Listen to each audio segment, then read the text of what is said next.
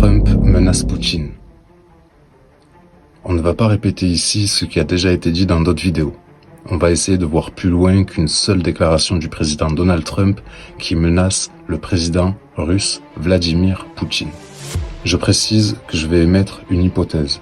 Je veux dire que cette vidéo ne constitue pas une accusation ni une affirmation, mais une anticipation dans l'éventualité où les gouvernements respectifs manipuleraient l'information pour des intérêts communs cachés. Le plus gros problème avec les déclarations de Trump, c'est que la plupart sont loin d'être prises au sérieux. Je pense à une en particulier, quand il avait conseillé à ses citoyens de boire de l'eau de Javel pour éviter le virus CV. Du coup, quand Trump dit « le dérèglement climatique, c'est du bullshit », on repense à ses précédentes déclarations et on en conclut qu'il a tort, voire qu'il est fou.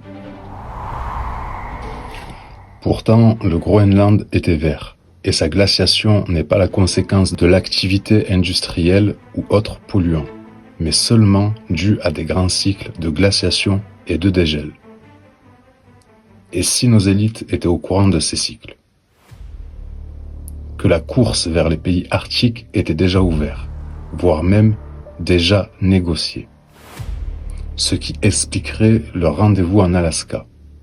Dans cette hypothèse, on pourrait voir les conflits se prolonger jusqu'en Finlande, ou voir des changements de régime de la Pologne au Canada en faveur de la Russie. Car, dans cette hypothèse, les États-Unis peuvent, s'ils le veulent, faire durer la guerre en Ukraine. D'un autre côté, Trump a l'opportunité de faire un deal avec Poutine, qui consisterait à laisser la Russie prendre du terrain. En contrepartie, les États-Unis deviendraient un partenaire privilégié sur une future exploitation de l'Alaska, entre autres.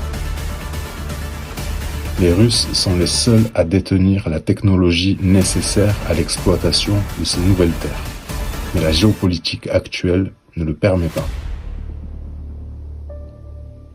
Le monde se divise en deux, où d'un côté nous avons une illusion de démocratie et dans l'autre une illusion de liberté.